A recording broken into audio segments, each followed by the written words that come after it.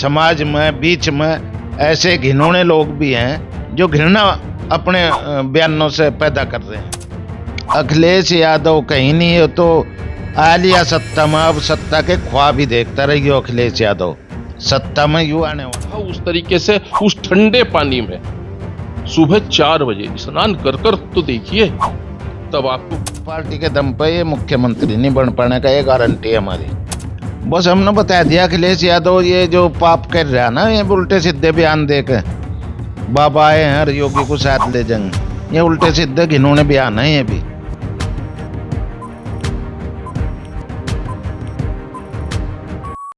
प्रयागराज में आजकल महाकुंभ की धूम मची हुई है। देश विदेश की निगाह इस महाकुंभ पे लगी है, लेकिन साथ साथ सियासती बयान भी सामने आ रहे हैं। तरह तरह के बयान आ रहे हैं। कोई कहता है कि हमने पाप नहीं किया, वो वहाँ जाएगा जो पाप करता है। कोई कह रहा है कि यूपी वाले बाबा को लेके जाना।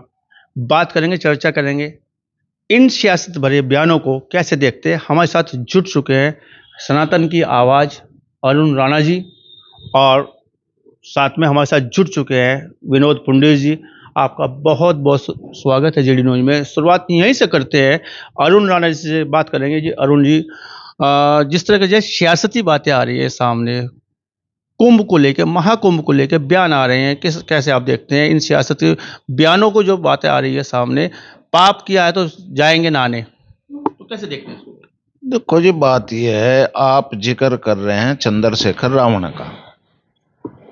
पाप जिसने किया वो भी जाएगा, जिसने नहीं किया वो भी जाएगा, पर इसका ये सीधा अर्थ नहीं निकाल सकते कि जिसने पाप किया वही धोने जाएगा। आपको मैं एक छोटा सा उदाहरण दूं, ज्यादा इतिहास की जानकारी नहीं जी। इस पाप को धोने के लिए गंगा जी को हजारों वर्ष की तपस्या करके भागीरथ जी ले आए थे जी। उनका हमें ऋणी है हम लोग, आज का जो समाज है। और यदि पाप धोने के लिए ना लाते तो पाप का ही युग होता, यहाँ हम लोग नहीं रह सकते थे, केवल राक्षसों का ही युग रहता। इसमें दूसरी बात यह है कि वे लोग राजनीति जरूर कर रहे चंद्रशेखर जी, पर लगता है कि मैं हिंदू समाज और सनातनी समाज से उनका कोई लेना देना अब नहीं है। अब तक होगा तो होगा, अब शायद नहीं है। ऐसे बयान से हिंदू समाज आहत हुआ है, ये मेरा मानना है। मुझे भी लगता है, मैं भी आहत हुआ हूं कि इस तरह की बात एक सांसद महोदय को नहीं करनी चाहिए, जो हमारे देश का संविधान बना रहे या देश की आवाज उठाने वाले लोग हैं। उनके मुख द्वार से ये अच्छा नहीं लगता कि वहां तो केवल लोग पाप धोने जा। ये साधु महात्मा, नागा साधु जो कंदराओं में रह रहे, जिनका समाज से कोई मतलब ही नहीं है, क्या वे पाप धोने आ रहे हैं वहां? उन महातपस्वियों के आम लोगों को प्रेरणा मिलती है, उनके दर्शन हो जाते हैं, नहीं तो वे आपको आम सड़क पे थोड़े दिखाई देंगे। वे कंदराओं में कहाँ रहे, उनके दर्शन है। सौभाग्य है, कुंभ के बहाने से भगवान ने ऐसी परंपरा बनाई है कि हिंदू समाज को वहां जाने का मौका मिले, उनके दर्शन हो और उनसे प्रेरणा मिलती है अच्छे कार्यों की। हम लोग पाप ना करें, इसकी प्रेरणा मिलती है हिंदू समाज के लोगों को। हमारे सनातनियों ने जो परंपराएं बनाई हैं, वे समाज हित में बना रखी हैं परंपराएं। हिंदुओं की अगर बात की जाए, हिंदुओं का जो क्रियाक्रम होता है उसी तरह से होता है। वही दाह संस्कार किया जाता है, अंत्येष्टि उसी तरह से होती है, अस्थियां विसर्जन की जाती हैं, उसके बाद जो है गंगा जी में प्रवाहित की जाती है। क्या कोई अछूता है इसमें से? जिसको जाना है वो अंत्येष्टि भी होनी होगी, अस्थि संचन भी रहेगा, गंगा जी में अस्थियों का प्रवाह भी रहेगा। तो इस तरह के बयान देना क्या सियासती लोगों की मजबूरी है कुछ? बस मैं तो ये कहूंगा, मेरा विचार से तो ये ओछी राजनीति की जन्म है। कोई इस तरह से बयान दे रहा, अब भाई योगी बाबा को ले जाएंगे। बद एक योगी बाबा तो तुम्हें अपनी साथ लेकर जाएगा। अगर कोई समाज से या मुख्यमंत्री पद से उसे भगाना चाहता हो तो वो प्रधानमंत्री बनकर बैठेगा, वो जाता कहीं नहीं। वो समाज कल्याण के लिए है, वो भारतवर्ष की रक्षा के लिए उसने जन्म लिया है। उसने अपना घर परिवार रिश्तेदार यार दोस्त छोड़ करके समाज सेवा का में जन्म लिया है। और मैं नाथ समुदाय से हैं। नाथ समुदाय की इस समाज में बहुत बड़ी वैल्यू है। एक फौज है वो भी नाथ समुदाय की, जिसको यदि कोई गाली देना चाह रहा है तो हम लोग उसे सहन नहीं करेंगे। हमें तो फिर बुरा तो लगेगा, हम भी जागृत होंगे। अच्छी बात है, ऐसे बयानों से हिंदू समाज जागृत हो रहा, इसलिए हम उसको ज्यादा कोई बुरा नहीं कहना चाहते कि ऐसे बयान आ रहे जिससे हम लोगों को बोलने का मौका मिल रहा, समाज में जाने का मौका मिल रहा। हमारी आवाज समाज तक जा रही है आपके माध्यम से, जीडी न्यूज के माध्यम से। तो अच्छा है, ऐसे लोग भी रहें तो जिससे सब लोगों में जागृति आए, अच्छी बात है। मतलब मानते हैं कि इस तरह के बयानों से कहीं ना कहीं समाज का हित हो रहा है, हिंदू जाग रहा है।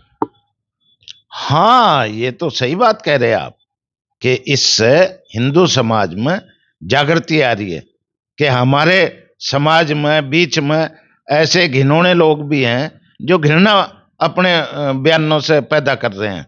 ये अच्छी बात नहीं है घृणा पैदा करना, और खासकर जो एक चुना हुआ जनता के प्रति जवाबदेह है, सांसद बन गया और सम्मानित पद पे है, संसद का सदस्य, सर्वसम्मानित सदस्य है, उसे ऐसे बयान से बचना चाहिए, मेरा ये मानना है। लेकिन देखा जाए तो जय 4 शंकराचार्य देश भर में हैं। बात की जाए जय ज्योतिष मठ के शंकराचार्य अविमुक्तेश्वरानंद जी ने उनके बयान को अच्छा ठहराया है और यहाँ तक कह डाला कि जय मैं दर्शन करना चाहूँगा अगर वो पाप मुक्त है, और अभिनंदन करना चाहूँगा चंद्रशेखर आजाद के। इसके बारे में आप क्या कहना चाहेंगे? देखो, संत महात्माओं ने कोई बात कही है तो उनसे ज्ञानी तो हम है नहीं, अच्छी बात कही है, वही मैं कह रहा हूँ कि जागृति, ऐसे बयानों से हिंदू समाज में जागृति आ रही तो ये तो अच्छा है। और दर्शन करेंगे कि जिसने पाप ना किया हो। पाप की तुम बताया, तुम सहारनपुर में कितने झगड़े कराए उन्होंने, कितने लोगों का रास्ता मारपीट कराई उन्होंने, आगजनी कराई, क्या उनकी आत्मा नहीं दुखेंगी? ये पाप की श्रेणी में नहीं आता जी किसी की गाड़ी जला देना।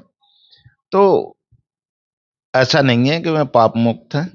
पाप मुक्त दलित पिछड़ों और जरूरतमंद की अपना आपको आवाज बताते हैं चंद्रशेखर। वो कहते हैं कि जय मैं महिलाओं की, दलितों की, पिछड़ों की, जरूरतमंद की आवाज हूँ। आप कह रहे हैं कि झगड़ा कराया उन्होंने? बस देखो, समाज में तो जरूरतमंद सभी हैं, अमीर पके क्या गरीब जाता नहीं है, उसके बिना चल जाएगा। ये तो बायां और दायां हाथ है, दलित हो या स्वर्ण हो, एक दूसरे से मिलकर देश को चला रहे, अलग किसी पर नहीं चलता। मायावती प्रधानमंत्री या मुख्यमंत्री केवल एक समाज पर नहीं बनी थी, अन्य समाज को, स्वर्ण समाज को, सभी को साथ लगाया उसने, तब जाकर के राज किया उसने। तो अगर ये लोग गलत फहमी निकाल दे इस बात की कि दलित की आवाज बनकर दलित प्रधानमंत्री बना देगा, दलित नहीं बना पाने का। सब लोग मिल करके ये देश चल रहा, एकजुट है।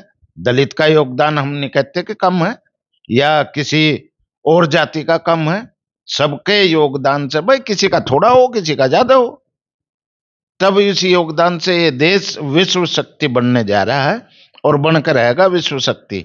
यदि यहाँ बीच में ऐसे घिनौने बयान आते रहेंगे तो और थोड़ा देर से बनेगा।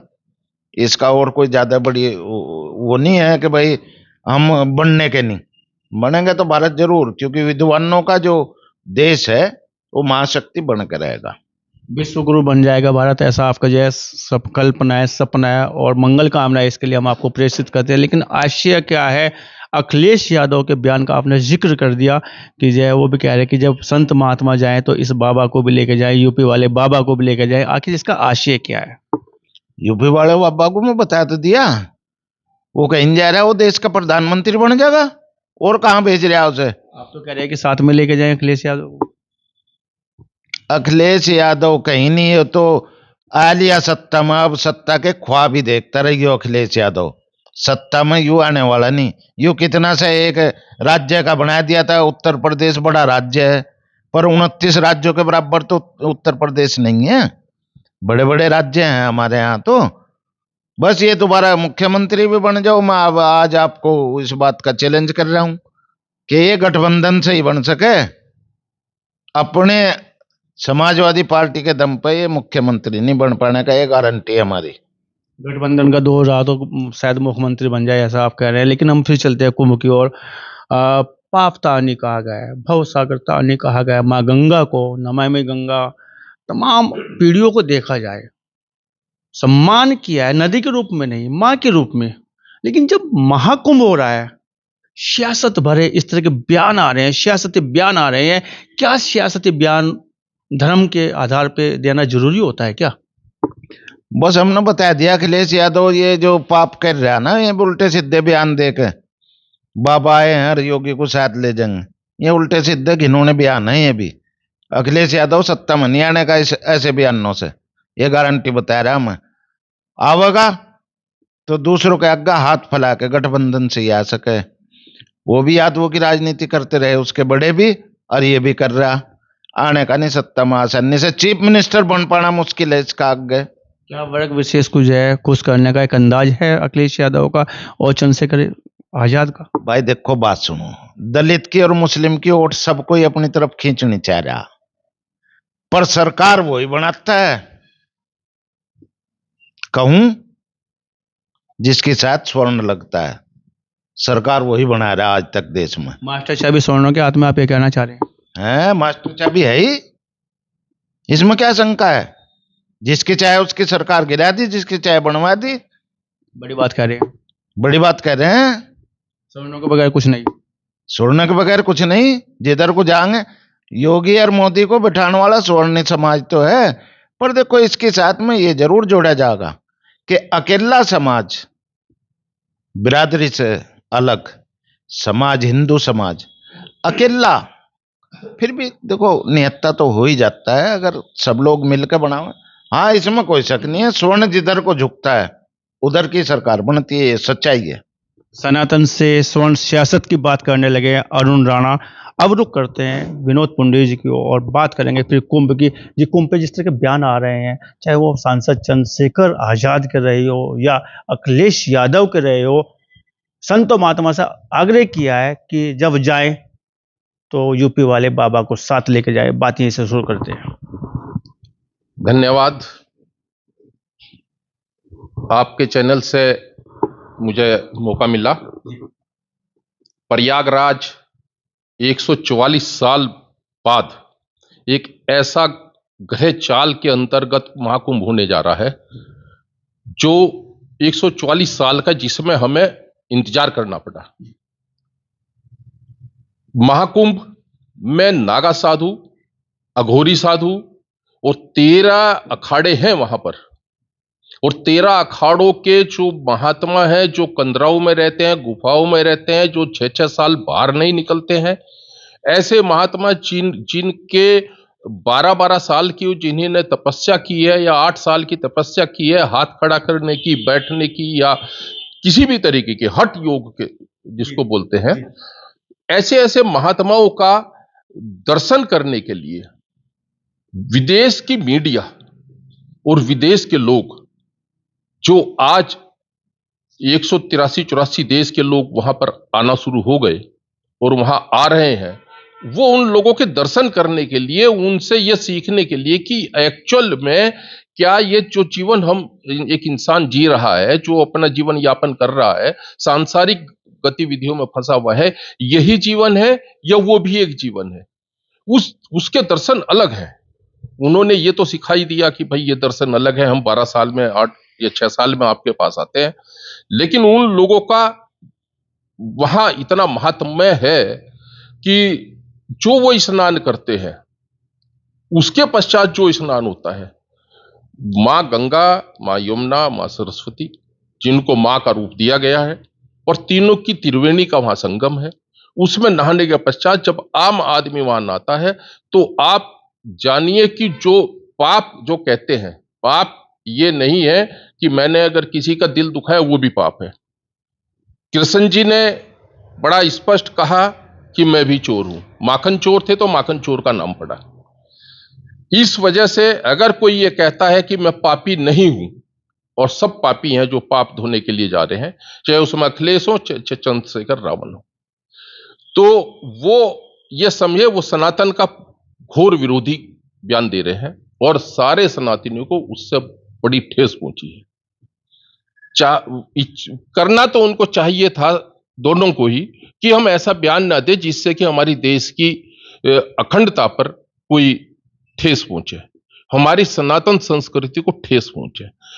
इतने देश यहां आ रहे हैं, विदेशों से लोग आ रहे हैं, ये बात उनको रखनी चाहिए थी कि हम इस बयान से बचते हैं, उनको ऐसे बयानों से बचना चाहिए था।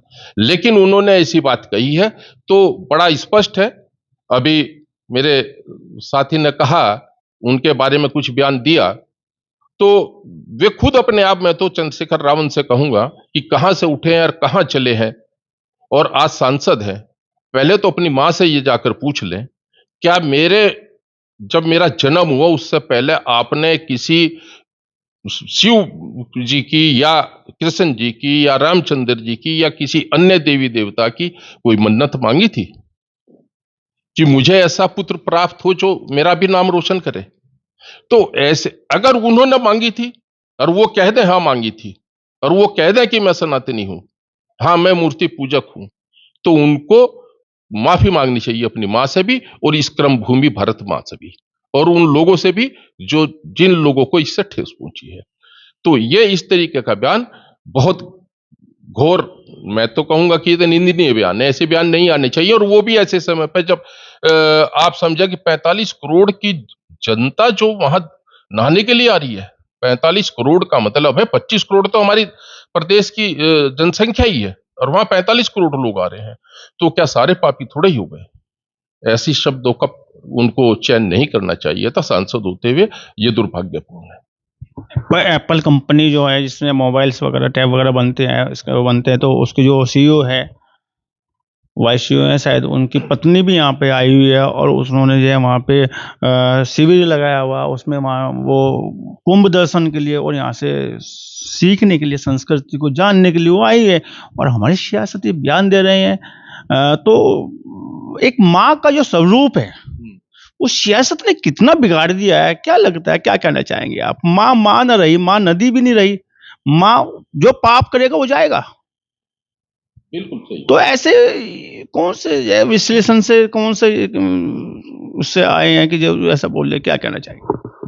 मेरा कहना तो यह है, अगर चंद्रशेखर रावण या अखिलेश यादव दोनों से, वो उन 40 लाख लोगों से महाकुंभ में जाकर उनके जीवन को देखें, उसमें एक दलित, एक पिछड़ा, एक स्वर्ण, उसमें एक गरीब जो मजदूर है, एक आईएएस, एक क्लर्क और एक पीसीएस तो है ही, आईएएस, बहुत लोग 40 लाख लोगों में है, और वो पूरा सवा महीने वो वहां रहते हैं। उनकी दिनचर्या सुबह 4 बजे स्टार्ट होती है, और 4 बजे स्टार्ट होने के बाद में वो वहां नहा धोकर पूजा पाठ करते हैं। दिन में एक फलाहार, जो सूक्ष्म फलाहार है वो करते हैं, और खाना स्वयं अपने हाथ से मियां बीबी बनाते हैं और खाते हैं।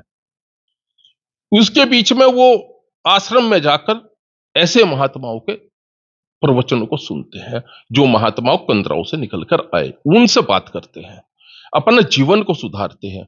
और क्योंकि मैं इसलिए कहना चाहूंगा कि एक हिमांशु कुमार आईएएस है, और बहुत बड़े आईएएस रहे, बिक्री कर विभाग में कमिश्नर रहे, और वित्त विभाग में सचिव रहे, अब भी है, कहीं होंगे। उन्होंने भी एक साल में वो तो आते जाते हैं, हर बार उनका यह है, लेकिन उन्होंने भी कल्पवास में 1.25 महीने गुजारा है। इस तरीके के बहुत आईएएस है, और इस तरीके की अगर जाना है, अगर इस तरीके का पाप के धोने की बात चंद्रशेखर रावण या ये अखिलेश यादव करते हैं, तो जाकर तो देखिए, वहां एक सप्ताह रुककर तो देखिए, एक सप्ताह उस तरीके से उस ठंडे पानी में सुबह 4 बजे स्नान कर तो देखिए, तब आपको पता लगेगा कि आपकी बुद्धि कितनी साफ होगी, कितना आपका मन पवित्र होगा, कितने आपके विचार चेंज होंगे। वहां जाकर देखिए, और आप ये जन्म की मां और कर्म की मां ये भरत भूमि है, इनको गाली मत दीजिए। अगर इनको गाली देंगे तो आपका अस्तित्व समाप्त हो जाएगा। मेरा कहना तो इतना ही इसमें ये है। अस्तित्व समाप्त की आप बात कर रहे हैं, उन बयानों को लेकर जो सियासत में दिए जा रहे हैं, सवाल उठता है कि क्या इसके बगैर अधूरी है, इन बयानों के बगैर सियासत अधूरी है? धर्म को बीच में लाके धार्मिक आधार पर बयान देना कहाँ तक जायज़ है? ये केवल एक हमारे अखिलेश यादव तो खैर चाहते हैं कि मुस्लिम का गठजोड़ हमारे साथ हो जाए, और चंद्रशेखर रावण भी यही चाहता है कि मुस्लिमों को खुश किया जाए और बाकी को छोड़ दिया जाए। लेकिन मेरा दोनों से अनुरोध ये रहेगा, अनुरोध क्या, मैं तो बड़ा स्पष्ट कह रहा हूं, अनुरोध तो उससे किया जाए जो कोई बात मानता हो, ये बात मानेंगे नहीं, लेकिन मेरा तो बड़ा स्पष्ट है, अगर आप मुस्लिमों को ही जोड़कर देखना चाह रहे हैं और मुस्लिमों पर ही सियासत करना चाह रहे हैं, तो आप हिंदुओं को छोड़ दें। आप मुस्लिम हो जाएं, आप हिंदुओं को छोड़ दें, हिंदू की वो राजनीति छोड़ दें, फिर आप हिंदुओं का साथ क्यों लेते हैं? आपको हिंदुओं का साथ नहीं लेना चाहिए। वहां आप इस सियासत में अगर आपको एक वर्ग को खुश करना है, यदि इस तरीके की भाषा का प्रयोग हुआ, मुगल काल में बहुत लोग हिंदू से मुस्लिम बने हैं, यदि इस तरीके की भाषा का प्रयोग होता रहा और बाहर के विदेशी जो मुगल काल के लोग जो यहां आकर रह गए और बस गए, यदि वो जो मुस्लिम बने हिंदू हैं, जो मुस्लिम बन गए थे हिंदुओं से, यदि उनका मन परिवर्तित हो भी रहा है, जैसा अयोध्या में हुआ है और जगह हुआ, कई जगह हुआ है, तो अगर उनका मन परिवर्तित हो गया और वे पुनः हिंदू बन गए, जैसा एक संकल्प कुछ महात्माओं ने कहा कि हम इतने हिंदू बनाएंगे, अपने को, अपने लोगों को अपने बीच में वापस लाएंगे, अगर उस तरीके से हो गया तो इनकी सियासत कहां हो गई, वो खत्म हो जाएगी वहां पर आकर। तो इस तरीके के बयान नहीं देने चाहिए। सियासत राजनीति अलग चीज है, आप राजनीति करें, आप कुछ कहें, आप किसी को खुश करें, किसी तरीके से खुश करें, लेकिन धार्मिक जहां बात हो, जहां सनातन की बात हो, और आप हिंदू हैं। सबसे बड़ी बात मैं एक और कहना चाह रहा हूं बड़ा स्पष्ट रूप से, आप किसी मौलवी को लें, उनसे उनके धर्म की बात करें, इस्लाम की बात करें, किसी चीज की बात करें, उस संदर्भ में वे अपने धर्म को चाहे वो किसी भी पद पर है नहीं छोड़ेंगे। वो इस्लाम की बात को इस्लाम पर ही रखेंगे, उसको ही सर्वोपरि बताएंगे। और एक हिंदू होते हुए, सनातनी होते हुए, आप जो है अपने धर्म को और अपने इष्टों को त्याग करके दूसरे के धर्म को अगर बड़ा बनाने की बात कर रहे हैं, तो इट मीन्स, हमें तो ये लगता है कि जो हिंदुस्तान में कुछ जिनको कहना चाहिए, जो तोड़ने की नीति रखने वाले हैं, जो तोड़ फोड़ में अपनी नीति रखने वाले हैं, हिंदुस्तान को नीचा दिखाने की बात करने वाले हैं, वो ऐसे ही लोग हैं जो इस तरीके की बात करते हैं। धर्म और राजनीति दोनों अलग चीज है। धर्म को अलग रखे, राजनीति को अलग रखे, यही एक अच्छे पढ़े लिखे आदमी की पहचान भी है। अंतिम सवाल आपकी ओर आ रहा है, जिस तरह का बयान दिया गया है चंद्रशेखर आजाद के द्वारा कि पापी जाए, मैंने पाप नहीं किया, स्नान करने के लिए शंकराचार्य अभिमुक्तेश्वरानंद जी ने उसको सही ठहराया, कैसे देखते हैं उनके इस बयान को सही ठहराना, जब शंकराचार्य जी कहते हैं कि मैं उनके दर्शन करना चाहूंगा, अभिनंदन करना चाहूंगा अगर उन्होंने पाप नहीं किया, क्या कहना चाहेंगे?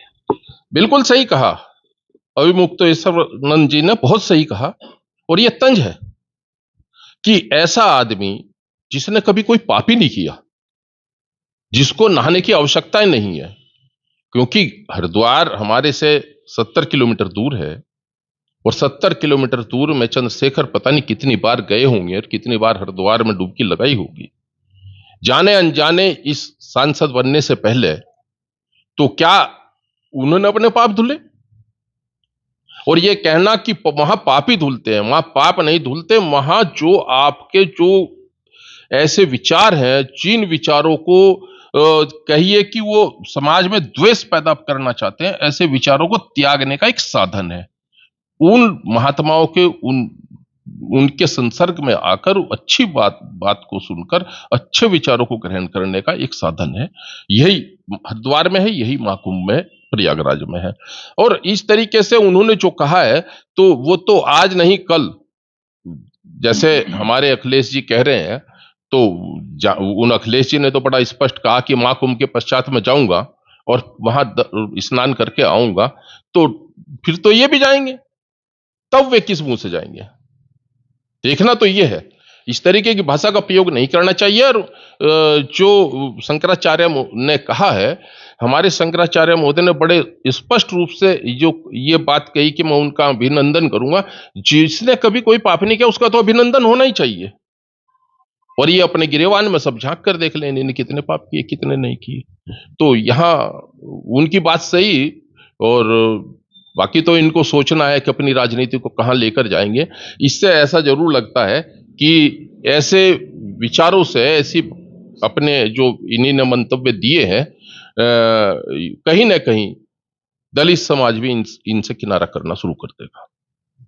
बड़े नाराज नजर आ रहे हैं सियासत में ऐसे बयानों पर। जब महाकुंभ को लेकर बयान दिए गए हैं, पाप नहीं किए तो नहाने की जरूरत नहीं है, ऐसा या बाबा को लेके जाएं संत महात्मा, यहाँ से बड़ी नाराजगी व्यक्त की है। अरुण राणा जी ने नाराजगी व्यक्त की है, विनोद पुंडी जी ने तो एक कदम और आगे बढ़ाते हुए कहा कि यह सियासत और धर्म दोनों अलग विषय हैं, दोनों को लेके इस तरह का बयान नहीं आना चाहिए। बात करने के लिए, चर्चा करने के लिए आपका बहुत बहुत धन्यवाद, बहुत बहुत शुक्रिया।